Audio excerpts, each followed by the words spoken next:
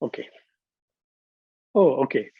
So before we start, I just wanted to show you a slight different video of the adhesive manufacturing, just for people who have not seen the video in the group, or if you want to see a different version of adhesive manufacturing, you type BIO, bring it on in the comment box, and we will start that video.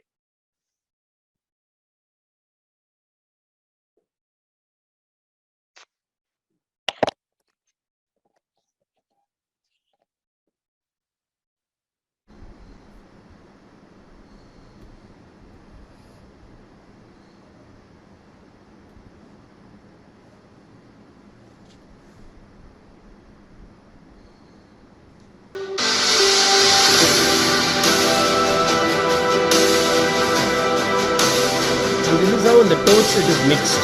The adhesive is mixed, and the adhesive flows like this. Of course, it's all controlled by the computer.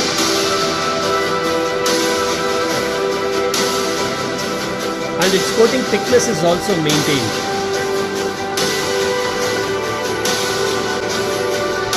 These are all stretch wrap.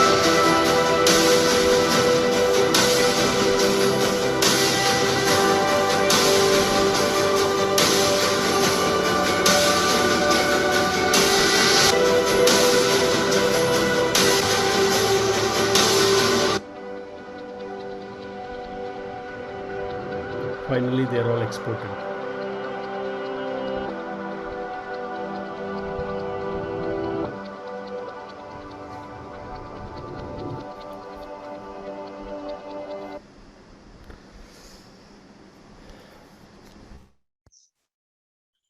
All right.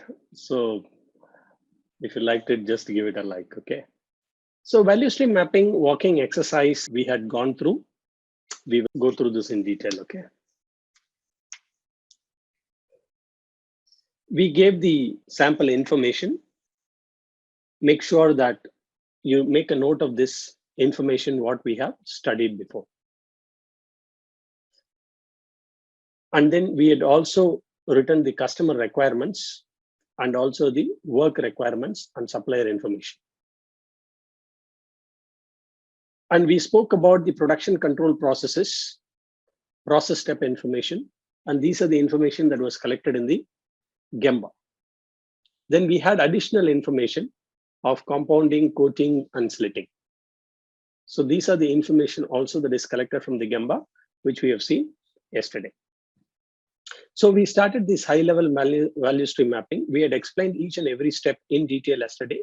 Today, I'm going to go a little faster and also particularly the calculation portion of it. So process description, this is a process of generic example of tape manufacturing process. There are two versions of the product, 24 mm, 48 mm rolls is what we had taken. I'd also given some pictures for you to understand customer requirements is something that we had already noted. Even this minimum order quantity, 1 pallet, 96 boxes is also a useful information. 1 shipment per day to the customers and distribution is by truck.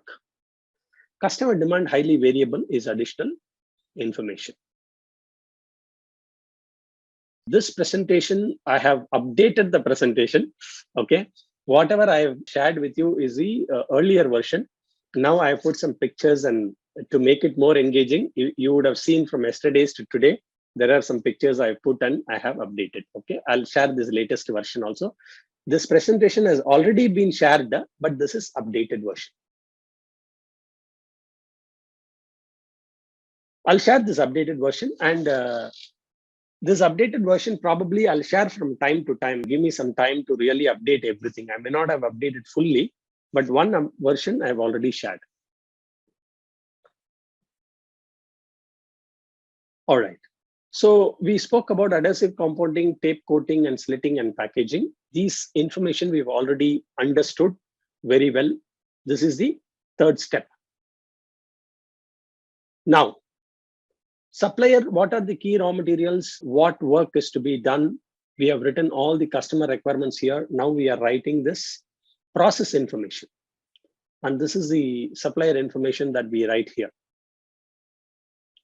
And all the process information we have already written here. If you see the version yesterday shown, this is slightly different with arrow marks and animations, okay? And these are the process step information that we have. And then we collected this, whatever process step information that we have in the earlier, this slide, we have put it here, okay? And these are the places in which we have put so far. All right. All right, this is where gathering the information at each and every step is concerned, okay? Compounding. Now, if you see in the compounding, you need to do some calculations here. Now, I'm not going to explain you the mathematics. These mathematics you'll have to understand, but I'll give you the formula for conversion. If you ask me how come numerator, denominator, and help me understand, it's very difficult to, explain in this forum, okay? If we logically start thinking and applying our mind, we will definitely comprehend the answers what I've given. Okay, so the solution consumption 1 liter per square meter. The beauty of this value stream, I've taken this tough value stream mapping because it has got different units. What are the units you have? Do you see here? Can you type all the units? Let me see in the comment box. What are the units we have? And these units have to be square meter is 1 unit, correct? Liter is 1 unit. Totes is another unit, right? What else? No, hours we need to anyway convert. Pieces is another unit, correct? Square yard is another unit. So this is where there is a slight complication in calculating this, okay? So I have written in blue here. For compounding, the situation is a little different. The cycle time is fixed limitation or constraint of the process. It takes 2 hours of time to compound the batch, regardless of the quantity. The reason is that the chemical reaction takes 2 hours. Sometimes you'll have to calculate the cycle time based on other sets of data. All right, this is a question to you. The question is, suppose if you're making, what do we say? What example can we give for batch processing? Okay, if you are fermenting the batter, you're making for idli, right? You are fermenting the batter. Suppose if you make 1 kg of rice dal, you soak it, and then finally you grind it, and idli batter you have, right? Idli dosa batter you have. So suppose if you have 1 kgs, how much time will it generally take to ferment? Please leave your answer in the comment box. If you want 1 kg batter to get fermented, 12 hours, okay, let's say 12 hours, okay? It's a little, we do not know exactly, but 8 to 12 hours, let's say, okay? Suppose if I, instead of 1 kg batter, I actually grind 25 kgs of batter or 100 kgs of batter. Instead of 1 kg, 10 kgs and 100 kgs. Now the question is, if 1 kg takes 8 hours, how much will 10 kgs take to ferment? Same time, right? It's the same thing. So that is where in manufacturing, when you're doing in batches, irrespective of the quantity, the cycle time is the same. All right. So coating, if you see, the coating speed is 150 square meters per minute. Now it runs on the rollers, right? Now, as it runs on the rollers, it gets coated. And in 1 minute, if you see, so many square meters, which is 150 square meters, get coated. Runtime is 80%. It does not run 100% of the time. Yield is 95%. Okay. 3 shifts per day. 4 operators per shift. 50% availability. Changeover takes 8 hours. Okay. Now, this is where the value stream mapping gets a little tricky and it becomes arguable. What is the arguable in this? Murli, how do we use the runtime in your, what do you say, the cycle time calculation or inventory calculation? How do you use the yield in value stream mapping? How do you use the, okay, number of shifts at least available time we will use, okay? So that's what generally people do. Runtime is available time into 0.8, but that's not the case here. Okay, that can be the output, but in value stream mapping, the runtime information is just only an indicative information. It is not used to calculate any of the cycle times or lead times or outputs. Okay, if this is clear, type clear in the comment box. Even if it is not clear, you have to accept this. Okay, because value stream mapping does not use all the information that we collect for lead time calculation. However, that information is used to identify projects, identify bottlenecks, identify opportunities for improvement. For example, if this coating becomes the bottleneck, so to de-bottleneck, if you float a project, then first thing we see is, why is the runtime 80%? Can we increase it by 10% so that we can increase the output? So that will be one of the project actions. Whereas in calculating the lead time at the bottom of the value stream map, we don't use this information. Again, on a scale of 1 to 10, type 9 or 10 if it is super clear. Okay, this is very, very important. If you ask the question, where did we use runtime? We don't use runtime during the bottom timeline calculation at all. We use this number as appropriate only when we float the projects. If we say coating is a bottleneck and we wanted to improve the coating efficiency so that the lead time decreases, then we see what are the parameters, process parameters that is creating the bottleneck. Which are the parameters that we can work on to de-bottleneck it.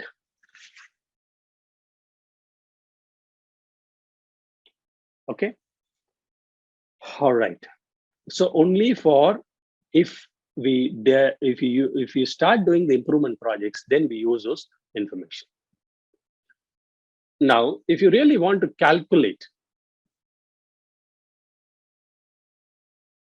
for cycle time, we need time per common unit. This is one thing that you have to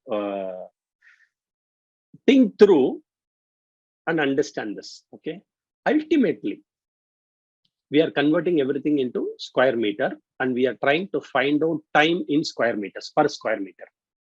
And here we have arrived, the time, the answer that we get is 0.4 seconds per square meter. How did we get that? Because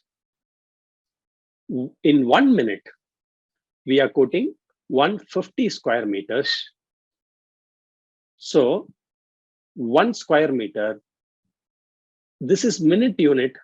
Minute we are converting into seconds. And so 1 square meter is quoted in 0.4 seconds.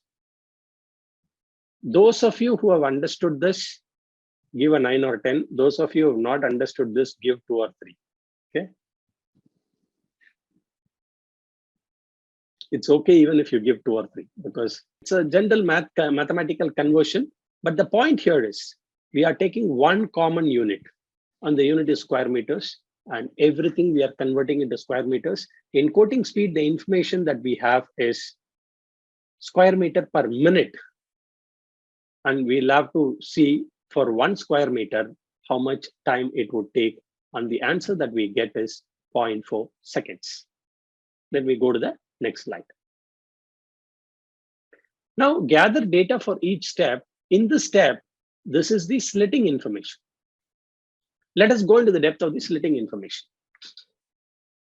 For people who are mathematically allergic, okay, it will be a little bit of tough, but you'll have to bear with this, okay?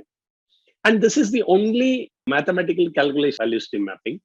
Whereas if you go dive into Six Sigma, I do not know how many of you will enroll for Six Sigma if I start Six Sigma. Okay, so before I show this on the screen, let's understand the slitting parameters. 24 mm and 48 mm rolls. Now, in 24 mm, when you slit, you will get 48 rolls. If you slit 48 mm rolls, you will get 24 rolls. Okay, so that's what means by 48 rolls per cut and 24 rolls per cut. Okay. So the lesser it is, the more number of rolls. So 24 mm will give 48 rolls, and 48 mm you will get 24 rolls. Now, in either case, because the slitting is at one shot from the arm where the slitters are placed. Slitters means that blades, okay? For those who don't understand, slitting means it is like slicing, okay? And you'll have a circular blades. So at one shot between the spacers, the slitters are arranged and the arm comes in. It's mostly a hydraulic movement or sometimes a pneumatic movement. It goes on the roll and the blade touches it and then it gets slit, it gets cut, okay? It gets sliced. So yeah, it's called as a jumbo roll, and you will get, that's why I said 24 seconds per cut in either size.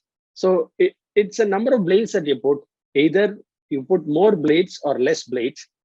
At one cut, you can have so many rolls. Changeover takes 60 minutes. Now, another point here is, where do we use changeover in lead time calculation? In the timelines below, we don't use. Okay? Please make notes of this. Because people generally get confused. We calculated so much data we collected. Where are we using this data? Is this data useful? Definitely it's a useful data. Is this data used in lead time calculation? No, it is not used. It is useful, but it's not used in the lead time calculation. Okay. So, Mr. Subrata, what I was saying is, changeover takes 60 minutes. Murli, we have collected this changeover. How does it affect the lead time? Changeover, definitely. Then people start arguing. No, Murli, I don't agree with you. Changeover anyway affects the lead time. No, do you think changeover doesn't affect lead time? Of course, it affects the lead time. More the changeovers, then the more is the lead time. We know that. Is the data used for lead time calculation? No, it is not used. But is data useful? Definitely it is useful. Where is it useful, Murli? Tell me. When we are talking about improvement projects in slitting, when we are implementing Heijunka, what is Heijunka? Leveling, right? If you have different production mix, if you have to change to different products, more varieties, then you need to keep changing. That time, changeover can be the bottleneck. Changeover itself. Then when you are trying to, because of great changeover, people tend to produce maximum before they change over. Because changeover time is more, they'll try to maximize the product A. What is changeover? The changeover time is the last good piece of part A to the first good piece of part B. The last good piece of product A and the first good piece of product B. That's a changeover time. Now, is it used in lead time calculation? No, it is not used. Is it useful? Yes, it is useful. Where is it useful? Now, when we are looking at the future state, because of this changeover, we land up in inventory. We produce more. Why do we produce more? Because changeover is more. Then what project should we take in that area? Please leave your thoughts in the comment box.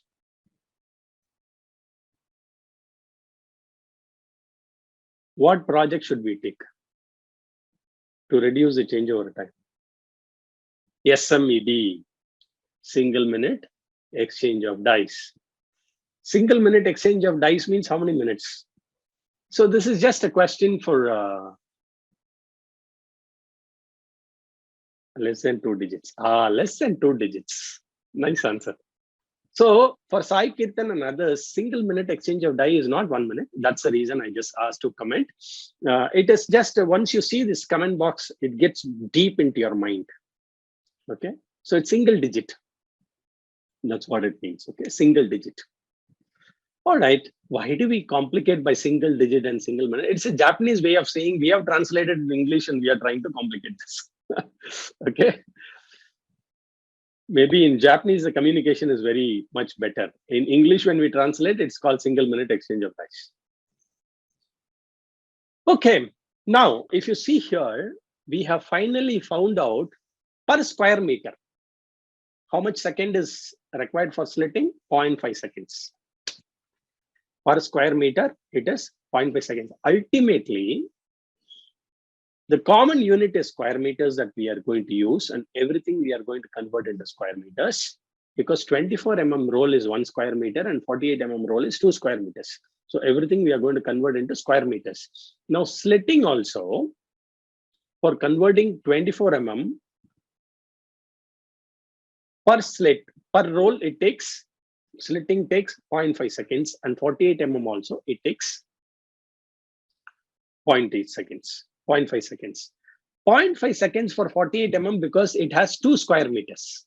Okay, so per square meter again is 0.5. Okay, so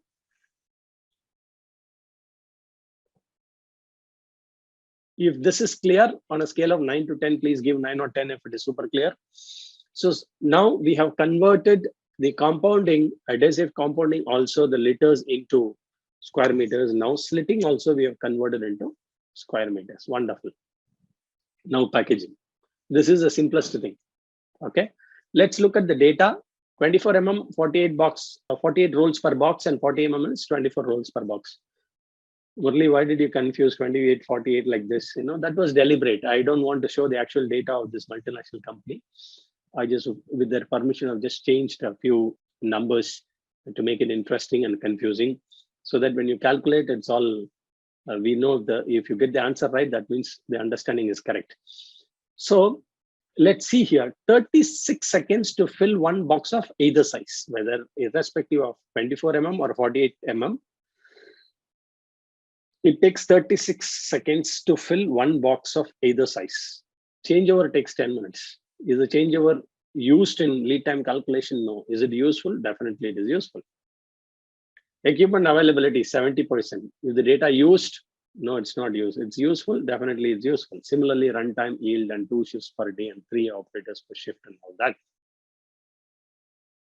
Now, if you see 24 mm rolls and 48 mm rolls, and both are actually 0.75, because per box you have 48 rolls, and per box 48 mm rolls you have 24 rolls. But then, even though if it is 24 rolls, okay, one roll is 2 square meters of 48 mm. That's why 1/2 is written here. Okay, ultimately per square meter for packaging, it is 0.75 seconds. This is the calculation. I will share this with you. Don't worry. I will share this calculation with you. For those who are finding it difficult to comprehend, you can go through this a couple of times, and this is a simple mathematical conversions of units, okay, which we used to learn in school days, but we always confused. Okay, so if this calculation is clear on a scale of 1 to 10, please give 9 or 10. If it's clear, we'll go to the next.